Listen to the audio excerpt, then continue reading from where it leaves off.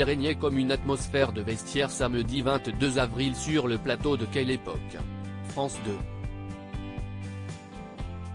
En effet, Léa Salamé a reçu deux mastodontes du milieu sportif sur son plateau, l'ancien footballeur David Ginola, désormais consultant sportif sur Canal+, et l'ex-basketteur Tony Parker, sur le point de devenir le premier Français intronisé au Basketball Hall of Fame.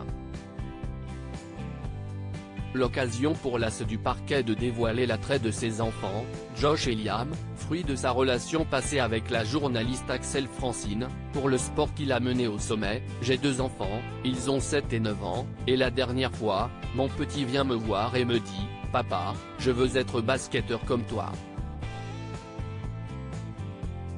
Ne se laissant pourtant pas attendrir par la touchante remarque de son cadet, Tony Parker a indiqué à nos confrères s'être montré dubitatif quant au dire de son enfant. Je le regarde et je lui dis, toi, tu vas être basketteur?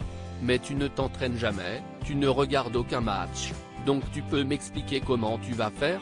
Malgré les remarques de son illustre père, le jeune Liam n'a pas enfilé sa chasuble, comme l'a assuré celui qui partage désormais la vie de la joueuse de tennis Alizé Lim. Il joue toujours avec ses voitures. Supérieur à Tony Parker, papa poule. Je regardais tous les matchs de Michael Jordan. Contrairement à sa progéniture, Tony Parker est tombé dans la marmite du basket étant petit.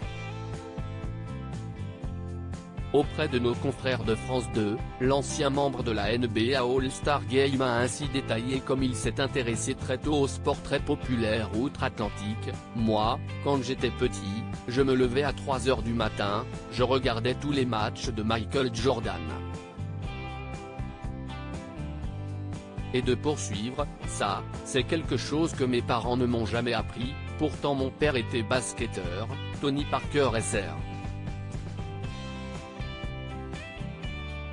Un ex-basketteur professionnel, note de la rédaction.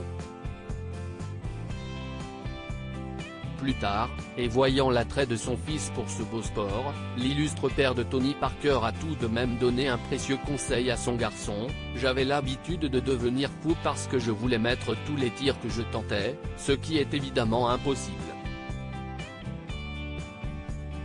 Donc c'est l'un des meilleurs conseils qu'il m'ait donné, oublie, pense seulement à l'action qui suit, passe à autre chose, parce que ce que les gens vont retenir, c'est le 4e quart-temps et le nom de l'équipe qui a gagné, avait ainsi confié l'ancien mari d'Eva Longoria à Basket USA il y a quelques années.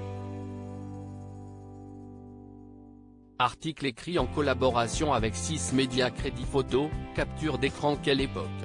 France 2.